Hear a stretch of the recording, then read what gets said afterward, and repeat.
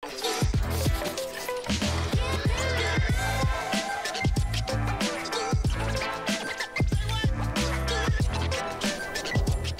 le veuille ou pas, l'intelligence artificielle s'immisce de plus en plus dans notre quotidien.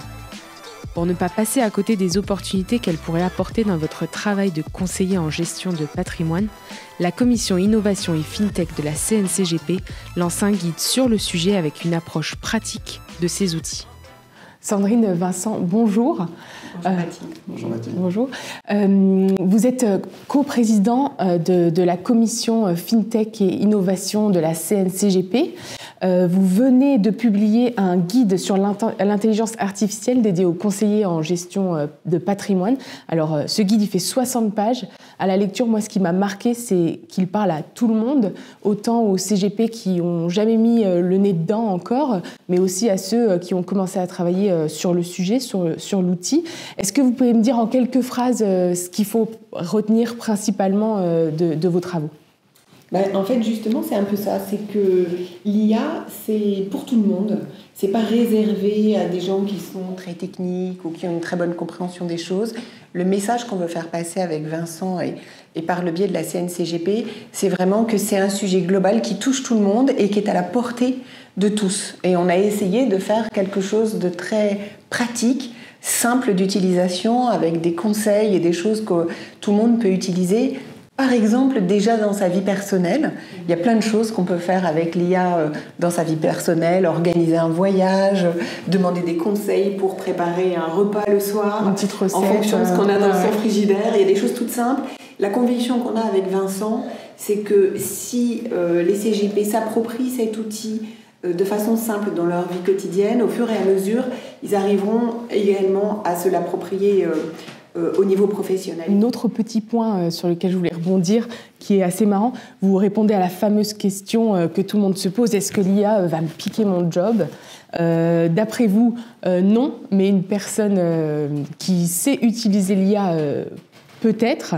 Est-ce que vous pensez que ce changement va être aussi radical ? Est-ce que ça va vraiment être un game changer Alors, l'IA est déjà là. Je crois qu'on l'utilise au quotidien sans le savoir, un peu comme M. Jourdain qui faisait de la prose sans le savoir. Donc non, ça ne nous prend pas notre métier.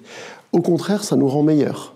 Ça va nous rendre plus efficaces, ça va nous permettre de consacrer plus de temps à ce qui a une vraie valeur ajoutée. On parlait dans les années avant le Covid du conseiller augmenté.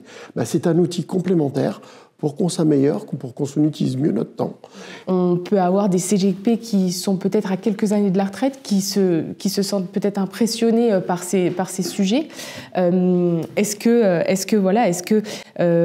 on peut vendre l'intelligence artificielle à des personnes qui sont déjà peut-être avancées dans leur carrière ? Alors on est un peu trop jeune peut-être avec Vincent pour répondre à cette question, mais non, en fait, il n'y a pas, pour nous, il n'y a pas vraiment de sujet générationnel, en fait. L'IA, justement, a ce mérite d'être accessible à tous, simplement. Et finalement, on voit très bien que les générations même plus avancées arrivent parfaitement à intégrer des outils ou des réseaux sociaux, puisque par exemple Facebook, pour prendre cet exemple-là, qui au départ était plutôt un outil de jeunes, aujourd'hui on sait tous que c'est plutôt les grands-parents qui sont sur Facebook et que les petits-enfants n'y sont plus. Ouais. Tous ces outils-là ont été rendus extrêmement accessibles. Ça ne nécessite pas de savoir coder, ça ne nécessite pas d'avoir une capacité technologique importante, et donc ça ne devrait pas être quelque chose qui devrait créer un fossé générationnel.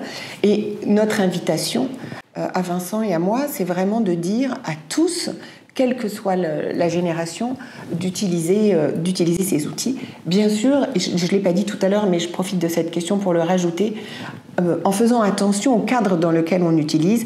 Et c'est aussi une des vocations du guide, c'est d'expliquer quels sont les principes de précaution à prendre pour pouvoir, par exemple, conforter la sécurité des données et la confidentialité des données de nos clients.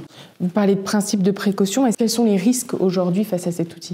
Dans les prochains mois, il y aura l'IA Act. Alors, désolé de cet anglicisme, mais c'est une réglementation européenne qui va venir encadrer tous ces points, qui va aussi nous contraindre à un certain nombre de précautions, de contrôle, de surveillance des outils qu'on va utiliser. et donc qui vont englober toutes ces notions de données, de respect de la vie privée de nos clients et de nos collaborateurs, en tout cas de tous nos intervenants. Et ça, c'est vraiment en cours d'implémentation. La profession, on a participé à un groupe de travail depuis le mois de septembre là-dessus, avec plusieurs professions différentes et nos intervenants, où on a effectivement envisagé toutes les solutions et tous les points de contrôle, de vigilance qu'on va devoir avoir. Comment, sur quel pan d'activité les confrères qui sont déjà en train d'utiliser l'IA l'utilisent? Ce qu'on a, nous, vu dans les échanges qu'on a pu avoir avec des CGP, c'est une utilisation assez simple. Par exemple, l'utilisation de ChatGPT qui peut aider à faire des comptes rendus de rendez-vous, des recherches. Vincent parlait tout à l'heure de demander une synthèse des évolutions d'une loi de finances par le biais de ChatGPT, un résumé ou des comptes rendus et des commentaires de gestion, par exemple. Ça, on le voit de façon assez importante. Certains utilisent aussi dans l'automatisation. Moi, je peux citer un exemple, par exemple, qui par le biais de ChatGPT réussir à récupérer un code qui permet d'aller chercher des données dans un fichier Excel et les basculer dans un PDF remplissable, par exemple pour une campagne d'arbitrage.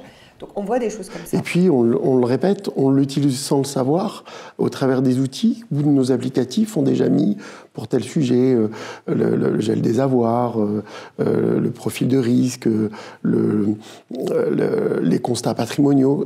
Tout ça est déjà plus ou moins implémenté dans les outils qu'on utilise au quotidien et qui va être, je pense, accéléré de plus en plus avec la maîtrise de l'IA par ces applicatifs.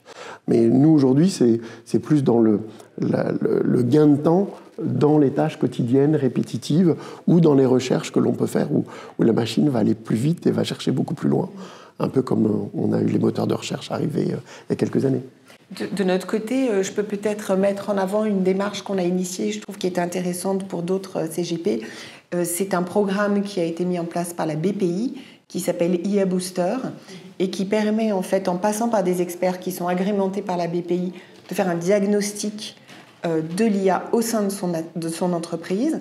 Donc il y a une première phase qui est une phase d'entretien avec les équipes et de diagnostic. Et ensuite, le programme permet, dans la mise en œuvre des premières solutions pratiques, par exemple, comment l'IA peut aider dans le cadre de la campagne de déclaration de revenus de nos clients, le programme permet de faire prendre en charge une partie des dépenses d'investissement pour automatiser ces tâches, et que donc il y ait juste un reste à charge pour le cabinet. Voilà. Ça, c'est quelque chose de très concret et qu'on est, nous, en train d'implémenter au sein de l'entreprise. Merci beaucoup. Merci Mathilde. Avec plaisir. Merci. Et vous, du coup, messieurs, l'intelligence artificielle chez vous, vous commencez à l'utiliser?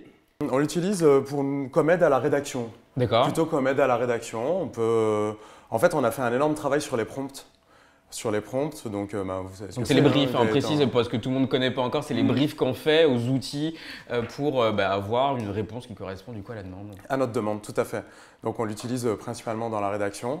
Je ne vous cache pas que j'ai déjà essayé de demander à une IA de me sortir une allocation d'actifs qui pouvait Laissez-moi deviner, ça n'a pas bien marché. Ça marche pas bien du tout. Non, ça marche pas. Par contre, nous avons pris des abonnements sur certains outils qui marchent très très bien.